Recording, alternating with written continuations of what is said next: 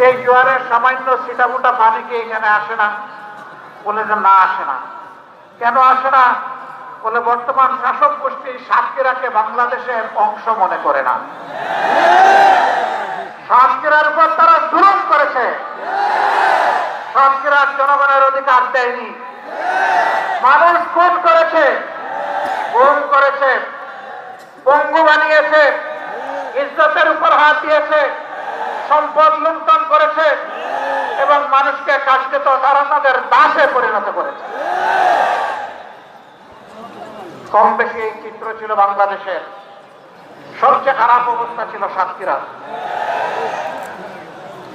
আমরা মহান আল্লাহর দরবারে দোয়া করি, শুধু আল্লাহর দিনের পক্ষ নেওয়ার কারণে যদি এই জেলার এই অবস্থা হয়ে, আল্লাহ তুমি দুনিয়া এবং আখিরাতে এই জেলার মর্যাদা তুমি বাড়াইয়া দাও। প্রিয় সহকর্মী বৃন্দ, বাংলাদেশ জামাতে ইসলামী আল্লাহ এবং জনগণের কাছে প্রতিশ্রুতিবদ্ধ যে এই জমিনে আমরা ইনসাফ কায়েম করতে চাই, আমরা দুর্নীতিমুক্ত একটি বাংলাদেশ গড়তে চাই, আমরা সুষম উন্নয়ন মানুষকে উপহার দিতে চাই। আমার জেলায় প্রধানমন্ত্রী আছে, তাই সব কিছু এইদিকে জোয়ারের পানিতে চলে আসবে, এই বাংলাদেশ আমরা দেখতে চাই না। আমরা এমন একটি বাংলাদেশ দেখতে চাই, কেউ চাইলেও তার অধিকার পাবে, না চাইলেও তার অধিকার পাবে। আমরা এমন একটি বাংলাদেশ দেখতে চাই যেই দেশের লক্ষ বেকার যুবকের মিছিল হবে না, বরঞ্চ আমাদের যুবকেরা আমাদের সম্পদে পরিণত হবে। তাদের হাতে মূল্যহীন এক টুকরা সার্টিফিকেট ধরিয়ে দেওয়া হবে না, বরঞ্চ শিক্ষা সমাপনের সাথে সাথে তাদের হাতে কাজ তুলে দেওয়া হবে। এমন শিক্ষা চাই আর এমন শিক্ষিত জাতি চাই। তবে এই শিক্ষা অবশ্যই নৈতিক এবং দুনিয়াবী বা জাগতিক শিক্ষার সমন্বয় হতে হবে।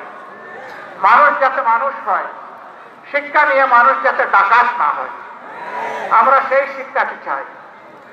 আমরা এমন একটি দেশ চাই, যে দেশে আমাদের মা বোনেরা নিঃসংকোচে যেমন ঘরে সুরক্ষিত থাকবেন, কর্মস্থলেও সুরক্ষা পাবেন, রাস্তাঘাটেও সুরক্ষা পাবেন।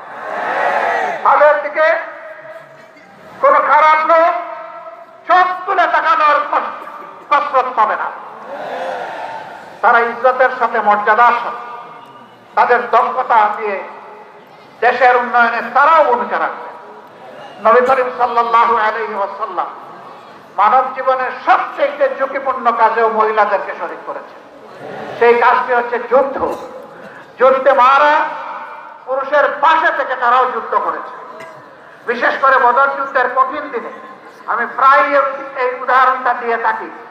যখন কাফেররা আল্লাহ রাসূলের খুব কাছাকাছি চলে এসেছিল তাকে হত্যা করার জন্য,